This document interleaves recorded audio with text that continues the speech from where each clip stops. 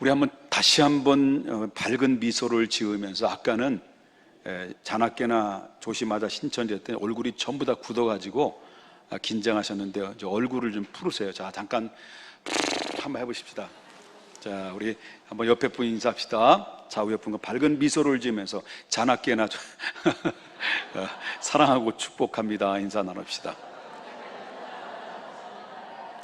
네. 저는 지난 7과 고린도전서 7장에 관련된 말씀, 결혼에 관련된 말씀을 제가 2주에 걸쳐서 말씀을 드렸는데, 우리가 이 결혼의 목적이 무엇이고 또 결혼의 목적과 또 부득이하게 이혼을 하게 되는 경우와 재혼을 하게 되는 경우에 대해서 2주에 걸쳐서 말씀을 통해서 증거를 했습니다. 이제 우리가 살펴봐야 될 마지막 부분이 뭐냐라고 한다면, 오늘은 독신에 대해서 한번 생각을 하려고 합니다. 나는 결혼했는데 독신하고 상관이 없어, 이렇게 생각하시는 분도 있고요. 아직 우리 처녀 총각들은 결혼을 안 했는데 이렇게 왜 자꾸 독신에 대해서 이야기를 하나, 기분 나쁘게라고 생각하실는지 모르지만, 어떤 미래를 누구든지 예측할 수 없기 때문에 내가 독신으로 살런지 아니면 결혼해서 부부의 관계를 통해서 가정을 이루고 살런지는 아무도 알 수가 없는 것입니다. 그렇기 때문에 우리 가정이라는 테두리 안에서 우리가 어떻게 살아가야만이 가장 가치 있고 존귀한 삶인가, 보람 있는 삶인가 라는 것을 성경에서는 어떻게 말씀하시는지를 우리가 깨닫고 그 말씀 안에서 우리가 힌트를 얻고 살아간다고 한다면, 우리 미래는 시행착오를 겪지 않고 하나님의 축복 속에서 평안하고 든든하게 살아갈 수 있는 귀한 축복의 매개체가 될 수 있다라고 하는 것을 믿으셔야 될 줄 믿습니다. 여러분, 결혼이라고 하는 것은 좋은 것일까요? 나쁜 것일까요? 여러분, 결혼을 하시지만 결혼을 하신다고 할 때 결혼을 좋다고 생각하기 때문에 결혼을 할까요? 결혼하면 개고생이기 때문에 결혼할까요? 네? 대답 좀 해봐요. 네, 그렇습니다. 결혼은 좋다고 생각하기 때문에 결혼을 하는 거죠. 그리고 내가 사랑하는 사람과 결혼을 하고 싶어서 하는 거, 이게 바로 결혼이라고 할 수 있다라고 하는 것입니다. 그렇기 때문에 결혼이라고 하는 것은 인류의 역사상 하나님께서 허락하신 최고의 소중한 선물이요 제도라고 하는 것입니다. 그래서 아담과 하와를 최초는 하나님께서 당신의 형상을 따라서 아담을 만드셨는데, 가만히 보니까 혼자 사는 것이 마땅치 않아 보이셔서 하나님께서 하와라는 여자를 다시 창조하셔서 바로 둘이 한 몸을 이루면 결혼이라고 하는 제도를 하나님이 최초에 허락해 주신 제도가 결혼이라고 하는 것입니다.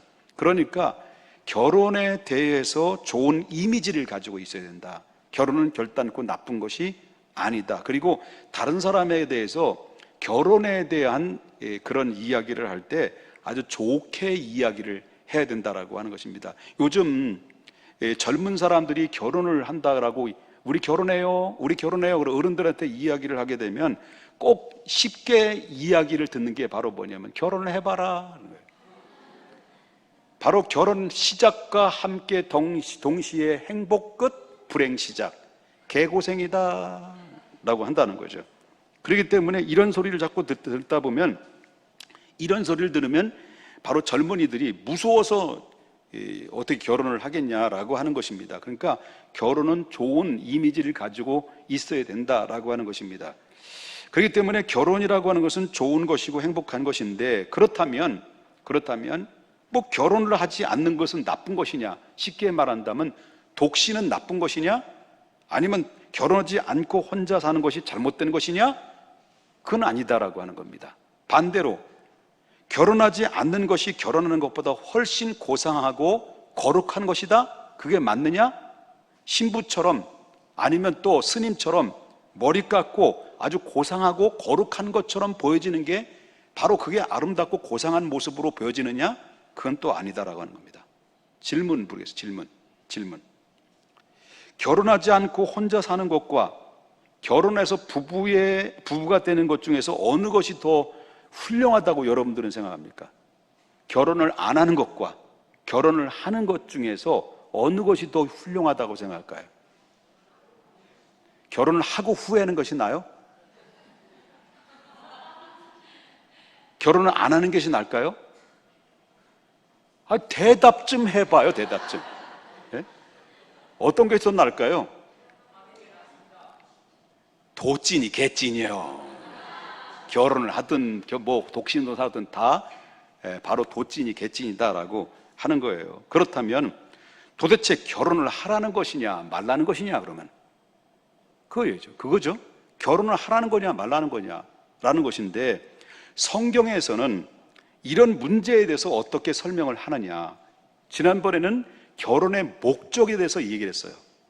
또 부득이하게 너무너무 결혼을 했는데 영혼이 파괴가 되고 더 이상 숨 막혀서 차라리 결혼에 있는 것보다 죽는 게 더 낫다라고 생각하실 때 성경적 근거와 원리에 따라서 이혼해도 합당하다라고 성경에서는 얘기했어요. 그리고 또 본의 아니게 또 더 행복을 더 추구하기 위해서 바로 재혼도 가능하다라는 얘기를 성경을 통해서 말씀을 드렸습니다. 그런데 오늘은 어떤 주제냐면 독신에 대한 주제이기 때문에 독신에 대해서 한번 생각을 해보겠다고 하는 것입니다. 그러면 성경에는 이렇게 독신에 대해서 어떻게 이 얘기를 하고 있느냐. 24절을 한번 보겠습니다. 24절.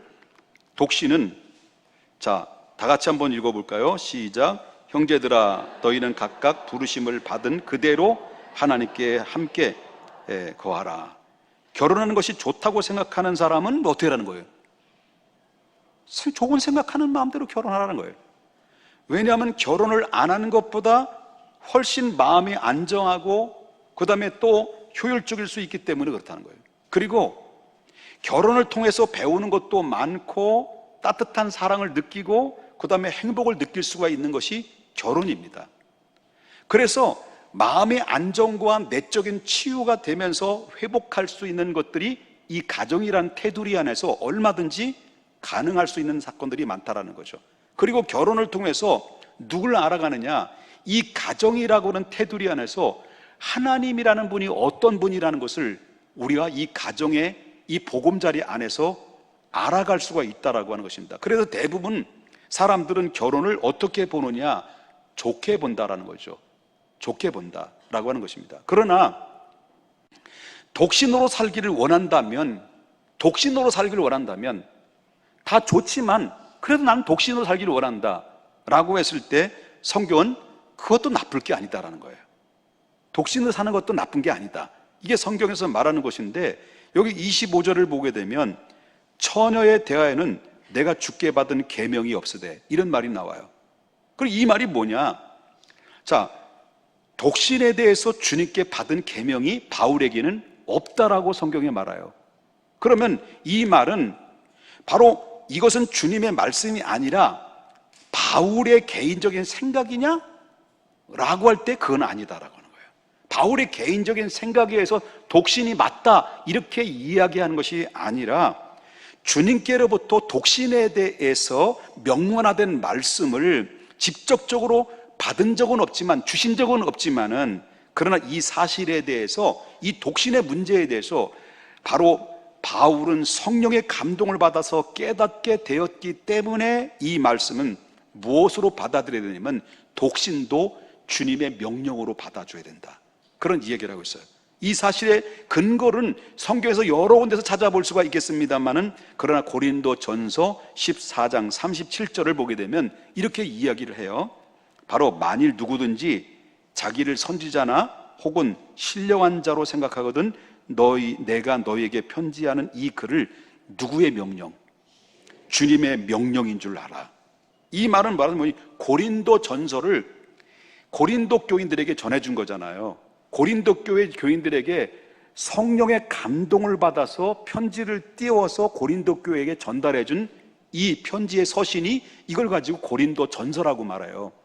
근데 이 고린도전서는 자기 개인이나 사심에 의해서, 지식에 의해서 쓰여진 것이 아니라 고린도전서는 성령의 감동으로 쓰여져 있기 때문에 그래서 이 고린도 전서는 내 말이 아니라 주님의 말씀으로, 주님의 명령으로 받으라는 거죠. 그러면 지금 독신에 대한 이야기를 바울이 이야기했을 때 바로 직접적으로 독신에 대한 계명을 명문화되지 않았지만은 성령의 지금 감동과 감화를 받아서 이 독신에 관련된 이야기를 성령의 지시에 따라서 생각해건데, 독신은 결국은 잘못된 게 절대 아니다라는 거에 대해서 이것은 믿음으로, 말씀으로, 명령으로 받으라, 그런 얘기예요. 그러면 명령으로 받으라면은 지금 결혼을 했는데 어떻게 하라는 거예요? 지금 찢어지라는 거예요? 지금 10월 3일 날 날짜 잡아놨는데 엄마 목사님이 독신으로 잘해, 우리 찢어져야겠어, 그렇게 얘기해야 돼요? 그건 아니다라고 하는 거예요. 오해는 하지 말라는 거죠. 그렇다면 바울이 말하는 독신에 대해서 바로 나쁘지 않다라고 하는 이유를 얘기를 해야 되잖아요. 그러면 왜 나쁘냐? 독신이 나쁘게 아니라 나쁘지 않다라는 것을 왜 나쁘지 않느냐라는 것을 이유를 대야 되잖아요. 그 이유에 대해서는 그때 당시 시대적인 배경을 보게 되면 그 이유가 충분히 이해하고 납득되는 말씀이라고 볼 수 있는데,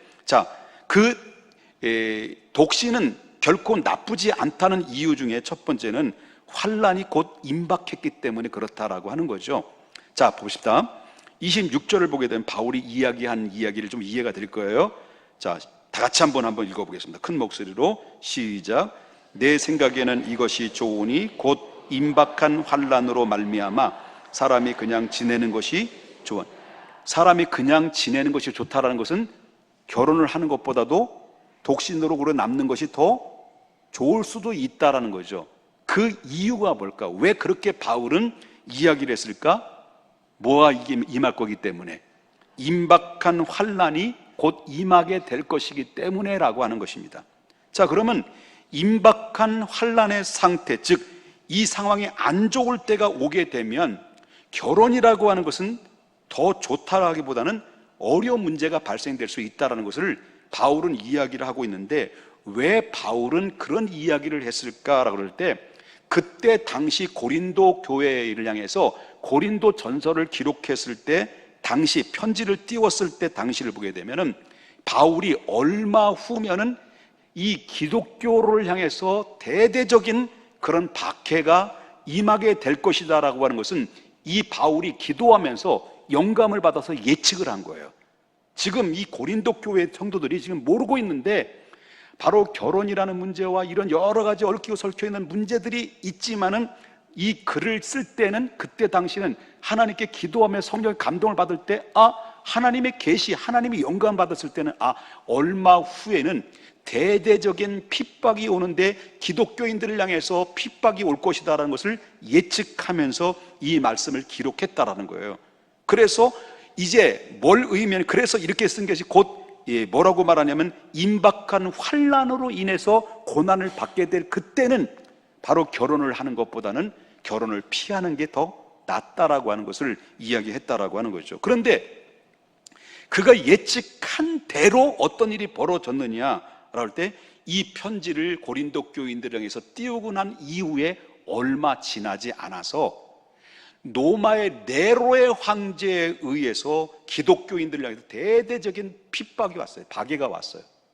그래서 예수 믿는 사람들은 전부 다 잡아다가 원형극장에 끌려가서 며칠 동안 쩔쩔 굶겨 놓았던 사자들을 풀어놓고요, 사지를 다 찢어서 갈기갈기 찢어서 죽였어요. 미안합니다. 막 정말 무식한 말을 해서 죄송합니다. 제가 조금은 무식합니다. 그래도 양해하고 들어줘 주시기 바랍니다. 사지를 다, 소위 말하던 다 굶주린 사자의 밥이다 버렸어요. 그리고 모든 것들을, 화재 사건을 일으켜가지고 이것이 바로 기독교인들이 다 한 것이다. 사람을 태워서 기름을 떼워가지고, 그래서 이렇게 기독교인들이 희생을 당했다는 거예요. 그러니까 그때 당시 로마의 대대적인 핍박과 박해 속에서 기독교인들은 믿음을 지킨다는 것은 죽음을 각오하지 않고는 믿음을 지켜낼 수가 없는 시대, 사느냐 죽느냐는 것보다는 믿음을 지키느냐 죽느냐라는 결정 앞에 두 가지를 결정해야 돼. 너 믿음 지킬래? 그러면 죽어.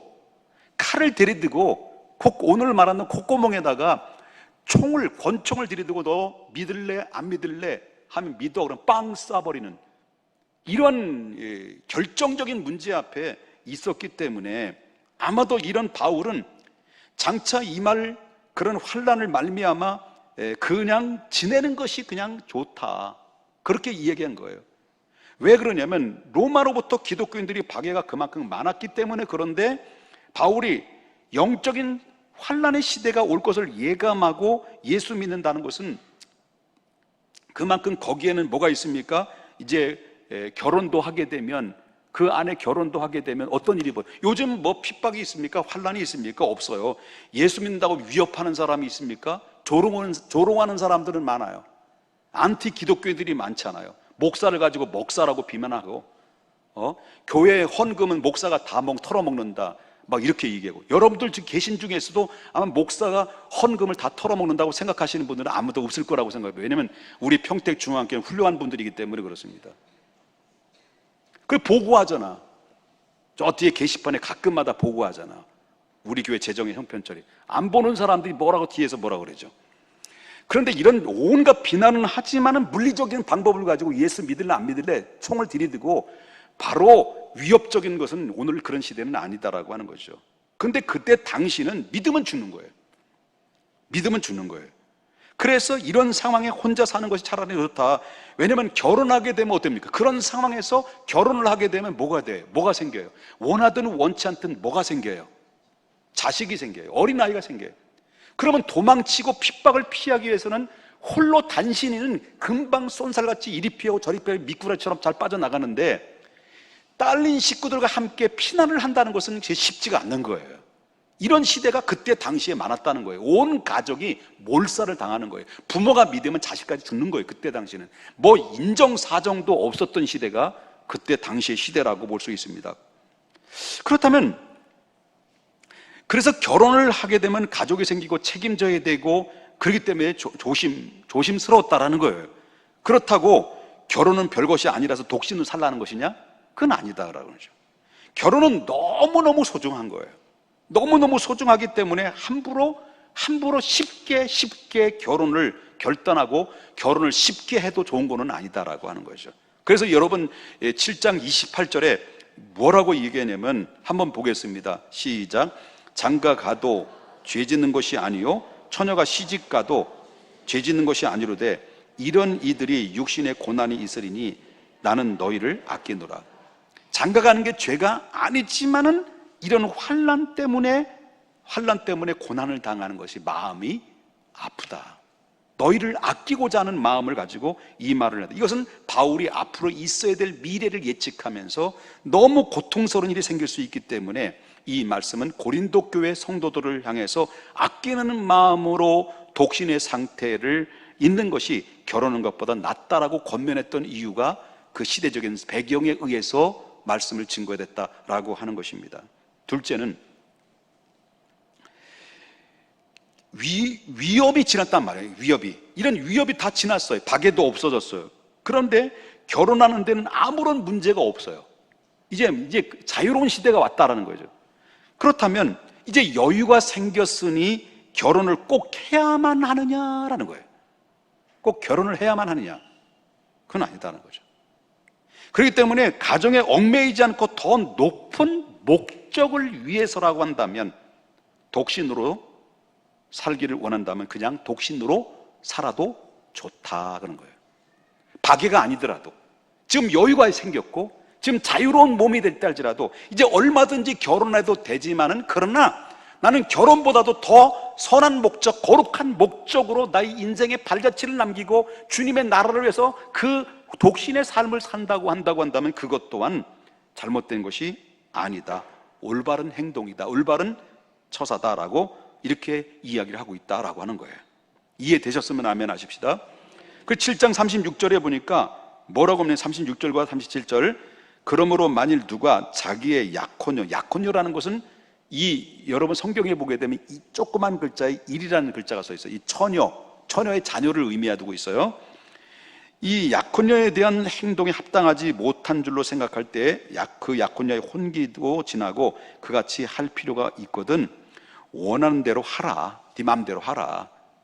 그것은 죄를 짓는 것이 아니니 그들로 결혼하게 하라.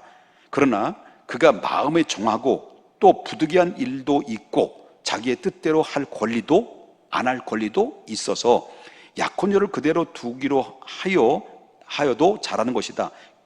다시 말한다면 결혼이라고 하는 것은 좋고 중요한 것이다. 그러나 결혼은 인생의 전부인 것처럼 생각해서 막 억지로 그냥 결혼해서는 안 된다는 거죠. 나이는 점점 들어가는데 엄마는 자꾸 쪼는 거예요. 아빠도 자꾸 쪼는 거예요. 너 갈 거요, 안 갈 거요? 누가 못 가서 못 가나? 그래 자꾸 나이는 들어가는데 혼기는 놓쳐가고 자기도 조바심 나는데 너 갈 거요, 안 갈 거요? 너 왜 시집 안 가? 너 귀신 될래? 뭐 그러면서 막 부모가 막 쪼아요. 그런데 나이가 들면 들수록 사람들은 맨날 인사가 너 시집 안 가냐? 너 장가 안 가냐? 그 인사예요. 너무너무 지겨운 거야. 그래서 너무너무 견디다 못해 더러워서 시집 갔단 말이에요. 더러워 장가 갔단 말이에요. 행복할까? 행복 못 하는 거예요. 그렇기 때문에 우리의 결혼이 인생의 전부인 것처럼 생각해서 억지로 소위 말하면 결혼하는 것도 아니면 결혼을 올무가 돼버리면 결국은 이게 바로 어떻게 되느냐, 이 결혼을 하게 되면 그것은 옳지 못한 결과를 찾아오게 되는 경우가 있다. 그래서 홀로 있는 것도 나쁘지 않다라는 것을 얘기했습니다. 그렇다면 이제부터 바울의 독신에 대한 결론이 뭐냐? 그래, 독신에 대한 결론. 뭐 여러분들은 다 결혼을 했기 때문에 또 결혼을 준비하는 우리 총각 처녀들도 있고 앞으로 다음 세들이 있지만 이제 제가 말씀드린 것은 전부 독신으로 살라는 얘기가 아닙니다. 2주 전에 결혼이라는 것은 너무 좋다라고 내가 얘기했잖아요. 근데 그걸 다 까먹고 버리고, 아, 목사님 이 설교를 보니까 결혼하지 마라. 그러면 찢어지자. 뭐 취소하자. 뭐 이게 아니에요. 절대 아니에요. 오해하지 마십시오. 오늘 주제는 독신에 관련된 이야기이기 때문에 잘 들으라고 하는 거예요. 여러분, 바울은 독신에 관련된 결론이 뭐냐라는 것이죠. 자, 첫째는 때가 얼마 남지 않았다라는 거예요. 자, 29절 보겠습니다. 29절. 우리 한번 약간 졸릴 필요가 졸리는 성우가 있을 거라고 필요가 아니라, 죄송합니다. 이 말이 좀 여러분들이 너무 진중하게 들으니까 말이 꼬였습니다. 다 같이 한번 읽어보겠습니다. 29절입니다. 시작. 형제들아, 내가 이 말을 하노니 그때가 단축하여진 거로 그 이후로부터 안에 있는 자는 없는 것과 같이. 이 말이 뭐냐? 자, 결혼을 해도 독신으로 살아도 여러분 물어보겠습니다. 인생은 짧아요, 길어요? 짧아요. 인생 짧습니다. 손살같이 지나갑니다. 저는 오늘 아까 학생부 영상을 보면서 울컥하더라고요. 울컥. 근데 저 시대 때 난 뭐 했을까? 나는 왜 저 시대 때 공부만 했을까? 저 좋은 황금 같은 시대에 나는 방구석에 들어가 앉아가지고 계속 공부만 했을 것 같습니까, 여러분들? 야, 정말 부럽더라고요. 난 저 시기를 놓쳤어요. 다음 세대 이 청소년 황금 같은 시간에, 정말 황금 같은 시간에 황금같이 하나님 앞에 드려서 2박 3일 동안에 저들이 뭘 들었습니까? 세상의 소리 들은 것이 아니라 하나님의 말씀을 듣고, 그리고 앞으로 비전, 너희들이 어떤 사람이 어떤 존재 가치로 살아갈 것인지를 하나님의 말씀을 통해서 비전을, 꿈을 안고 들어온 꿈을 꾸는 자들이 지금 온 거 아닙니까?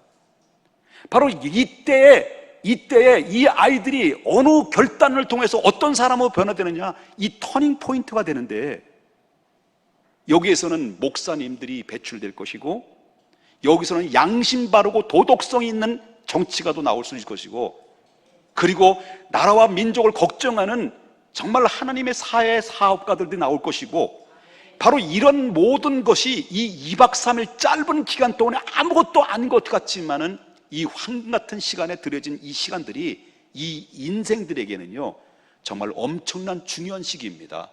나는 이때를 놓친 거예요. 학생부 시절에 영적인 추억이 없는 거야. 너무너무 공부에만 시달하다 보니까. 그런데 이 시기를 놓쳤다는 것은 바로 뭐냐면, 야구를 보게 된다면 1루, 2루, 3루잖아요. 1루를 놓치게, 1루를 밟지 않고 그냥 2루로 뛴 거야. 그러면 아웃이잖아. 아웃 같은 인생. 그래서 제가 한이 맺힌 거예요. 우리 교회 다음 세대를 키워야 된다. 한이 맺힌 거예요. 짧아요, 인생. 짧아요. 손살같이 지나가요. 여러분, 짧아요.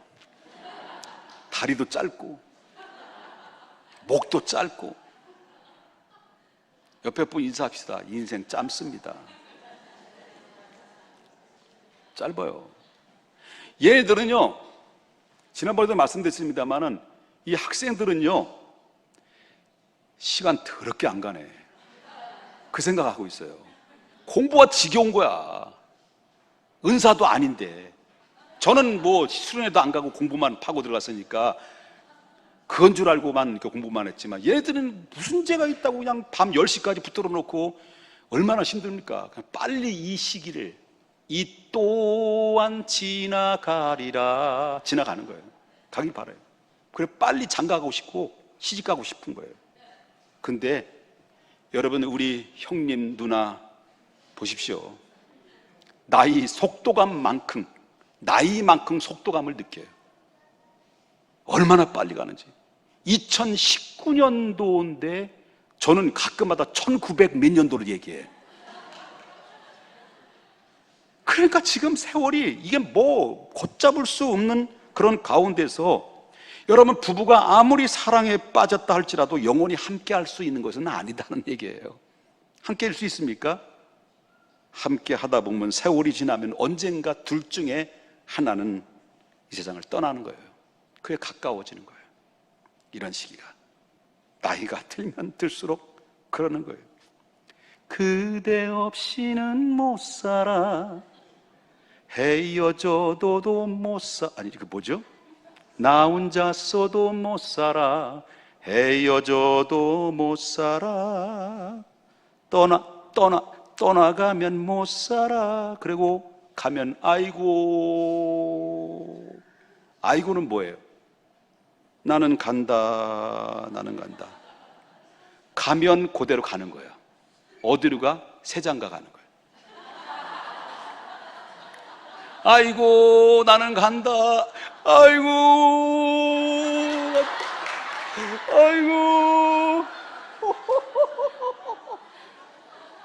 그래 가는 거예요, 세장가. 여러분, 그러므로 너와 나의 사랑이 아무리 아름답고 중요하다고 하지만 영원한 건 아니라는 거예요. 영원한 거. 왜냐하면 우리가 가야 될 궁극적인 목적지는 이 세상이 아니라 저 하나님의 나라이기 때문이었습니다. 둘째, 결혼이든 독신이든 우리 그게 절대 나쁜 것도 아니고 흠이도 아니고 죄도 아니다. 결혼도 아름다운 것이고, 제가 늘 얘기했지만 혼자 사는 것도 결코 나쁜 것이 아니다. 그러면 결혼이든 독신이든 내가 주를 위한 목적이 분명하게 선정이 되고 선택의 기준으로 삼았다고 한다면 그것은 결코 아름답고 흠이 될 수는 없다. 그런 얘기를 한 거예요.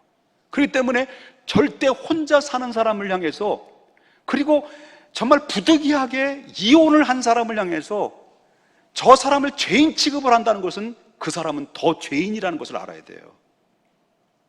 내가 비록 인생을 실패한 인생으로 살아왔다 할지라도, 내 가정을 이뤘지만 부득이하게 어쩔 수 없이 이런 상황의 고통 중에 정말로 남이 할 수 없는 그런 일들을 정말 부득이하게 한 상황에 아픈 상처를 가지고 있다 할지라도 과거가 문제가 아니에요. 지금 남아있는 인생의 삶 속에서 내가 분명한 하나님의 나라와 하나님의 의의 목적을 위해서 내가 혼자 살려면 혼자 사는 것도 보람된 일이고, 그 선한 목적을 위해서 다시 재혼한다고 한다면 그 재혼하는 것도 선한, 그건 아름다운 것이고, 그 목적이 분명하면 결단코 독신은 결코 나쁜 것이 아니고 오히려 더 복이 있는 것이다 라고 하는 것입니다.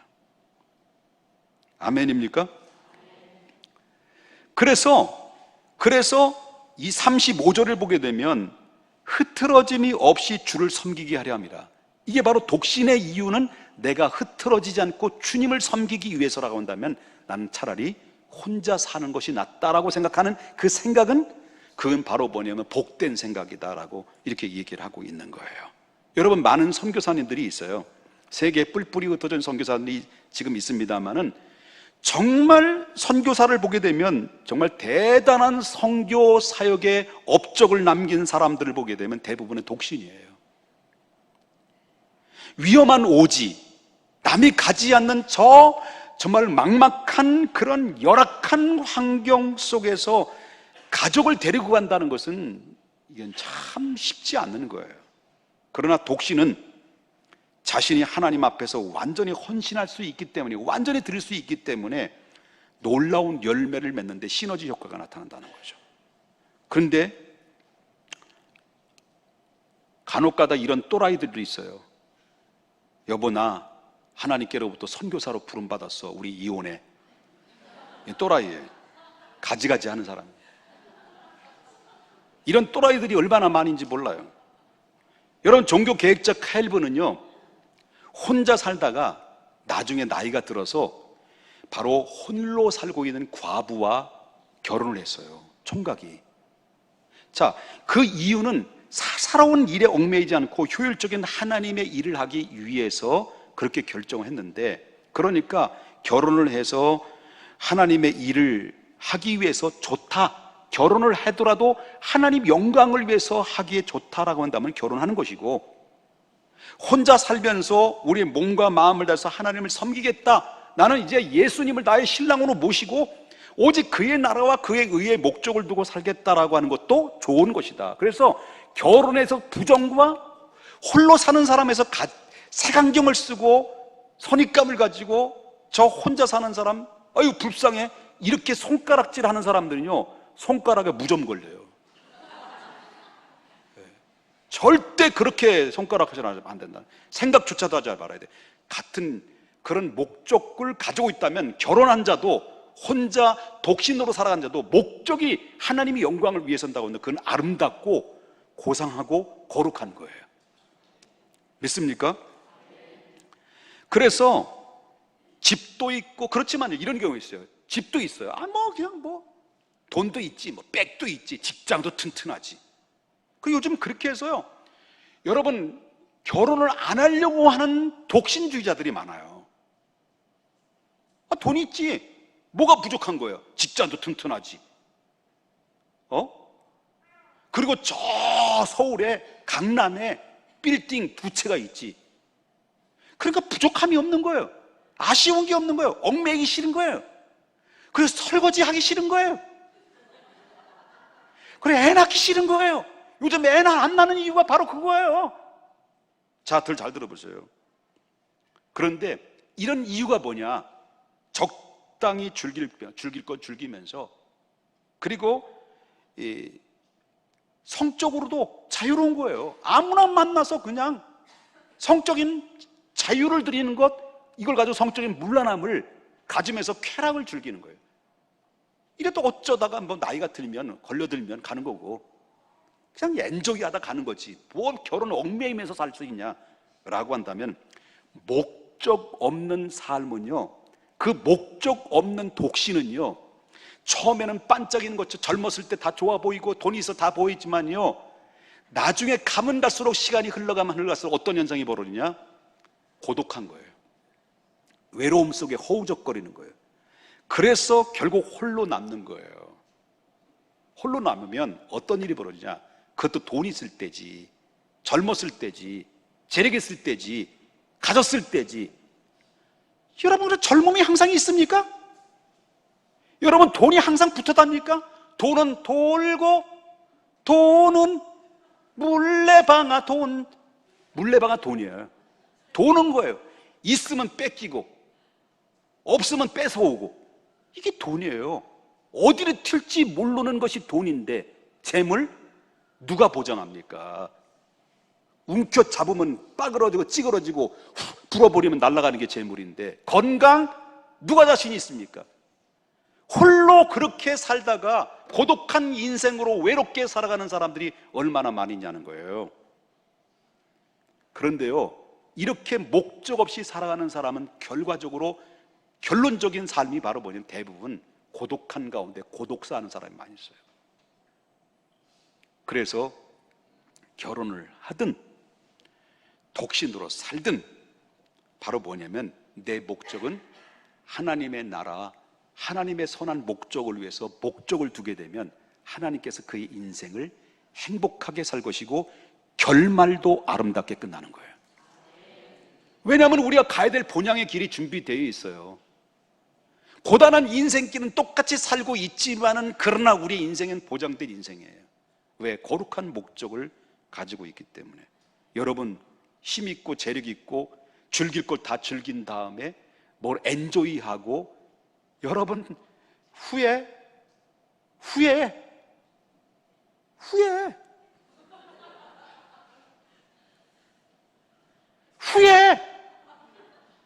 하나님 앞에 심판받는다는 거예요.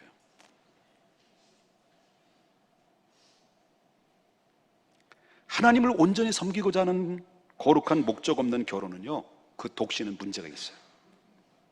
그 목적은 고독한 인생으로 살아가는 거예요.